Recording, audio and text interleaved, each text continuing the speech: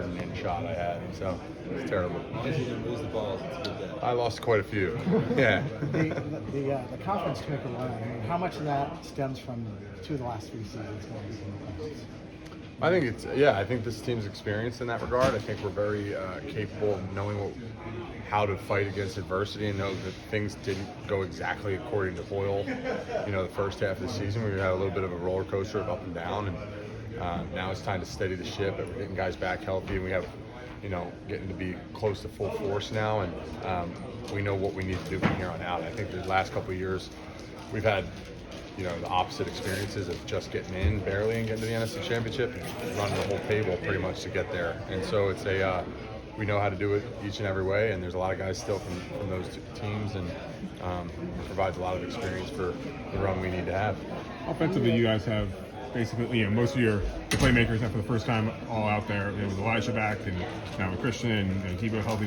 What do you expect out of this offense in the second half? Well, I just expect execution. It doesn't matter who you have out there if you're not doing the right thing. So I think we have it just puts us in a great chance to be very successful. I think having everybody that does our offense well and has able to expand our offense because of the skill sets that they have, I think it does a wonder for the matchups that we're going to continue to have down the stretch, and the next couple of weeks of trying to figure out how to play with one another and get guys their legs back underneath them that haven't been out there in a while. So I think it's all it does is provide a great opportunity, and what we have to do is just execute and do what we're capable of doing.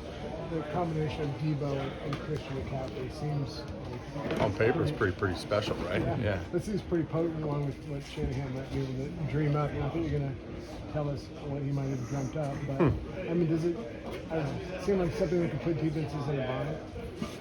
To me, it does. I thank God I'm not the defensive coordinator against us, or even the one that is responsible for calling our plays, because it seems like that could be a tough job too, to not have too many weapons, right? But no, I think it's something that's going to be a huge advantage for us.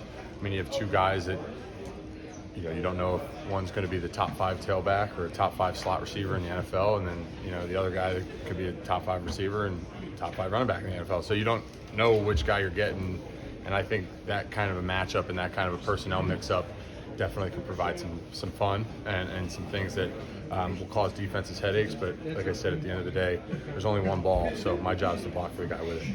What stands out about the Chargers? Well, they obviously have a lot of talented players. On the defensive front, they have guys that can play all over the place.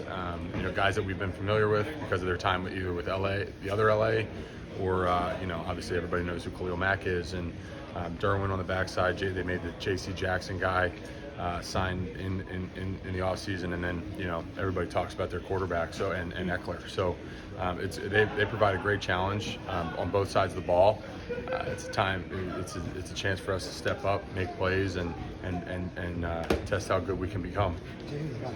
Derwin James had a couple sacks in the last few games. Is he coming on blitzes around the edge, at the middle?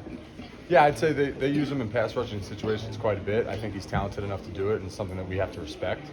I don't know if it's I wouldn't call it quite their bread and butter, but it's something that can be a great change-up and make a big play in the middle of the game for sure. Yeah.